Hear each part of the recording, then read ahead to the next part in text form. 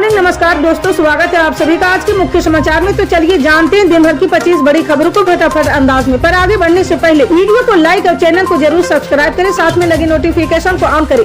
चलिए video start करते हैं। जनता दल यूनाइटेड ने प्रशांत किशोर और उनकी जनसुराज पार्टी के खिलाफ अपना हमला तेज कर दिया है। जेडीयू प्रवक्ता नीरज कुमार ने प्रशांत किशोर पर एनजीओ के नाम पर राजनीतिक दल चलाने और वित्त पारदर्शिता की कमी का आरोप लगाया है। उन्होंने प्रशांत किशोर की फंडिंग को लेकर गंभीर सवाल उठाए हैं और इसकी जांच की मांग की है। जी हां, नीरज कुमार ने मीडिया से बातचीत में कहा कि प्रशांत किशोर राजनीति में अशांत किशोर हैं। मेरा गंभीर आरोप है कि वो एनजीओ के नाम पर राजनीतिक दल चला रहे। मैंने सबूत के साथ ऐसी कई कंपनियों का खुलासा किया जो अपनी कुल पूंजी से अधिक डोनेशन के रूप में दे रही। इनमें तेलंगाना की कई कंपनियां शामिल है, जबकि कई कंपनियां तो अस्तित्व में ही नहीं है। इससे जुड़े दस्तावेज मैंने सार्वजनिक कर दिए हैं। मणिपुर में मुख्यमंत्री एन बीरेन सिंह के इस्तीफे के बाद राज्य की राजनीतिक में एक नई हलचल मच गई है। जी हां, मुख्यमंत्री के इस्तीफे के बाद अब बीजेपी को नया मुख्यमंत्री चुनने की चुनौती का सामना करना पड़ रहा है। हालांकि अगर बीजेपी आज 12 फरवरी तक नया मुख्यमंत्री नहीं चुन पाई तो मणिपुर में राष्ट्रपति शासन लागू होने की संभावना है। इस स्थिति में मणिपुर की राजनीति में और भी उथल पुथल हो सकती है। जी हां, बीजेपी के अंदर मुख्यमंत्री पद को लेकर सस्पेंस बना हुआ है, लेकिन एक राहत की खबर सामने आई है। जी हां, नेशनल पीपुल्स पार्टी ने मणिपुर में भाजपा सरकार को अपना समर्थन जारी रखने की घोषणा की है। इससे ये साफ हो गया कि एनपीपी जेडीयू जैसे गठबंधन सहयोगियों के साथ मिलकर यदि कोई नई सरकार बनती है तो उसका गठन किया जाएगा। हालांकि इन सब के बीच राज्य में राष्ट्रपति शासन की भी बात कही जा रही है। बिहार कांग्रेस के अध्यक्ष और सांसद डॉक्टर अखिलेश प्रसाद सिंह ने आरोप लगाते हुए कहा कि केंद्र बजट में प्रदेश को बीमारू राज्य के सिरने से बाहर निकालने की कोई योजना नहीं है। जी हां, डॉक्टर अखिलेश प्रसाद सिंह ने बयान जारी कर कहा है कि केंद्र बजट को मीडिया में ऐसे प्रचारित किया गया है जैसे बिहार को ही बजट में सब सौगात मिल गई। उन्होंने केंद्र मंत्री जीतन राम मांझी पर कटाक्ष करते हुए कहा है कि आप बिहार के पूर्व मुख्यमंत्री हैं और बिहार के लिए बजट में क्या रहा इसकी चर्चा होनी चाहिए। उन्होंने बिहार के बंटवारे के समय को याद करते हुए कहा है कि देश के पूर्व उप प्रधानमंत्री लाल कृष्ण अडानी ने बिहार को हरियाणा और पंजाब बनाने की बात कही थी। बिहार को 1,80,000 करोड़ रुपए की पैकेज की बात कही थी जो आज तक नहीं मिली है।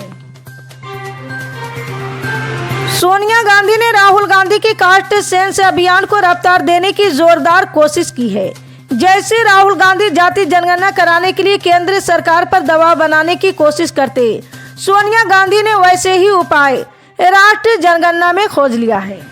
जी हां, राहुल गांधी जाति जनगणना के जरिए पिछड़े वर्ग की बड़ी आबादी को सरकारी सुविधाओं का फायदा दिलाने के नाम पर साधने की कोशिश कर रहे हैं और वही काम सोनिया गांधी खाद्य सुरक्षा कानून के जरिए करना चाहती है, क्योंकि कानून बनाने का क्रेडिट तो कांग्रेस के नेतृत्व वाली यूपीए सरकार को ही जाता है। लोगों को मुफ्त राशन बांटकर गरीब कल्याण का जो श्रेय केंद्र सरकार ले रही, सोनिया गांधी समझना चाहती कि कांग्रेस जो फायदा पहुंचाना चाहती थी लोगों को तो मिल ही नहीं रहा, क्योंकि प्रधानमंत्री नरेंद्र मोदी की अगुवाई वाली केंद्र सरकार जनगणना ही नहीं करा रही है। सोनिया गांधी ने बीजेपी और मोदी की गरीब कल्याण के दावे पर वैसे ही चोट करने की कोशिश की है जैसे बीजेपी ने दिल्ली में अरविंद केजरीवाल की मुफ्त वाली स्कीम पर।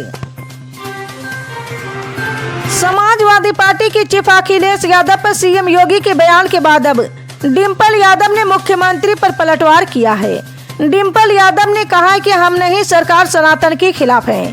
करोड़ों की संख्या में लोग भक्ति की वजह से कुंभ में गए, लेकिन हालात देखिए। सरकार को देखना चाहिए क्या करना है, सबको दिख रहा है क्या हो रहा। पूरा सोशल मीडिया जागरूक है, कुछ छुपा नहीं है। डिम्पल यादव का यह बयान सीएम योगी की उस टिप्पणी के बाद आया है जिसमें उन्होंने अखिलेश यादव पर निशाना साधा था। जी हां, सीएम योगी ने कहा था कि ये नकारात्मकता फैलाने वाले वही लोग हैं जिन्होंने जीवन भर सरकार का वीवीआईपी ट्रीटमेंट लिया। ये भारत और सनातन धर्म के विरोध में अपने आप को सदैव खड़ा करते हैं और दुष्प्रचार करते हैं। दिल्ली विधानसभा चुनाव में आम आदमी पार्टी की हार के बाद पार्टी के राष्ट्रीय संयोजक अरविंद केजरीवाल के लिए अगली बड़ी चुनौती पंजाब में अपनी सत्ता को बनाए रखना है। इस चुनौती का सामना करने के लिए केजरीवाल ने दिल्ली कपूरथला हाउस में पंजाब के मुख्यमंत्री भगवंत मान और उनके सभी मंत्रियों, विधायकों और सांसदों के साथ एक महत्वपूर्ण बैठक की। इस बैठक का उद्देश्य पंजाब की राजनीतिक स्थिति को मजबूत करना और पार्टी के संगठन को फिर से सक्रिय करना था। बैठक में पंजाब के मुख्यमंत्री भगवंत मान के अलावा पंजाब आम आदमी पार्टी के मंत्रियों, विधायकों और सांसदों ने भी हिस्सा लिया। साथ ही पंजाब आप संगठन के मंत्री भी बैठक में शामिल थे। इसके साथ ही इस बैठक में दिल्ली की पूर्व उप मुख्यमंत्री मनीष सिसोदिया और पार्टी नेता राघव चड्ढा भी शामिल हुए। वहीं इस बैठक के समाप्त होने के बाद केजरीवाल कपूरथला हाउस से रवाना हो गए हैं। जी हां, सूत्रों के अनुसार दिल्ली विधानसभा चुनाव में आम आदमी पार्टी की हार के बाद पंजाब इकाई में अंदरूनी कलह बढ़ गई। पंजाब के कई नेता और पार्टी कार्यकर्ता इस हार के कारण असंतुष्ट हैं। इससे पार्टी के अंदर विवाद पैदा हो गया है और इसे सुलझाने के लिए केजरीवाल ने ये बैठक बुलाई थी। हिमाचल प्रदेश राज्य बिजली बोर्ड लिमिटेड के प्रवक्ता ने कहा कि बोर्ड के कर्मचारियों को काले बिल्ले लगाकर प्रदर्शन करना उचित नहीं है। उन्होंने स्पष्ट किया कि बोर्ड ने कोई भी पद खत्म नहीं किया, बल्कि गैर जरूरी पदों का समायोजन किया गया। प्रवक्ता ने कहा कि कुछ लोग बोर्ड के कर्मचारियों को गुमराह करने की कोशिश कर रहे हैं, लेकिन पद समाप्त करने की बात सच्चाई से कोसों दूर है। ना तो किसी पद को समाप्त किया गया है और ना ही ऐसी कोई योजना है। अगर कोई पद समाप्त किया गया है तो कर्मचारी नेता इसकी नोटिफिकेशन दिखाएं।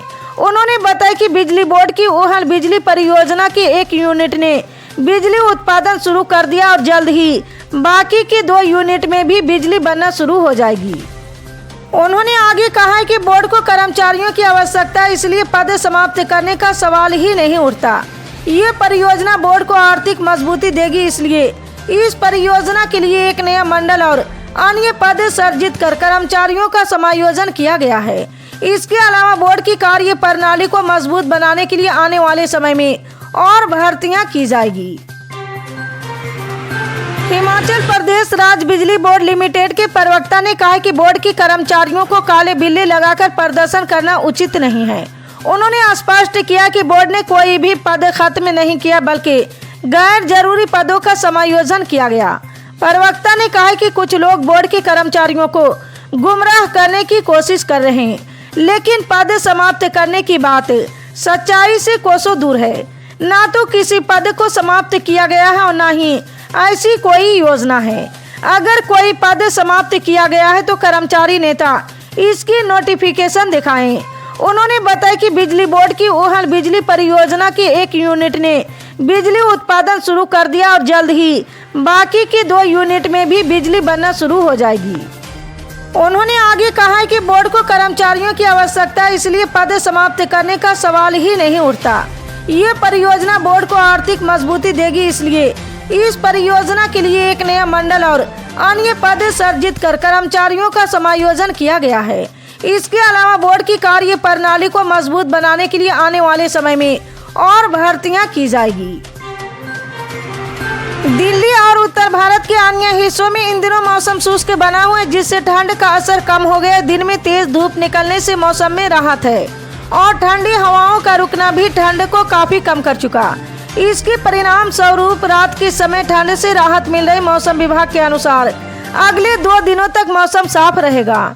हालांकि सुबह और शाम के वक्त हल्की ठंड महसूस की जा सकती। जी हां, आज दिल्ली में अधिकतम तापमान 28 डिग्री सेल्सियस और न्यूनतम तापमान 11 डिग्री सेल्सियस रहने की संभावना जताई जा रही। वहीं यूपी के कई शहरों में अधिकतम तापमान 30 डिग्री तक पहुंचने की संभावना है। जी हां, उत्तर भारत में ठंड का असर अब धीरे धीरे कम होता नजर आ रहा है। मौसम विभाग के अनुसार पश्चिमी विक्षोभ के कारण हिमालय क्षेत्रों में 10 से 12 फरवरी के बीच बारिश हो सकती है, जिसका असर मैदानी इलाकों के मौसम पर भी पड़ सकता। इस दौरान आंधी और बारिश की संभावना है। विभाग ने 14 फरवरी तक तेज हवाओं और बारिश का अलर्ट जारी किया और आगामी दिनों में आसमान में बादल छाए रहने की संभावना जताई गई है। इसी तरह की पल पल की अपडेट जानने के लिए जुड़े रहे हमारे MSP न्यूज के साथ। मिलते हैं अगली बड़ी खबर में, तब तक के लिए जय हिंद। इसी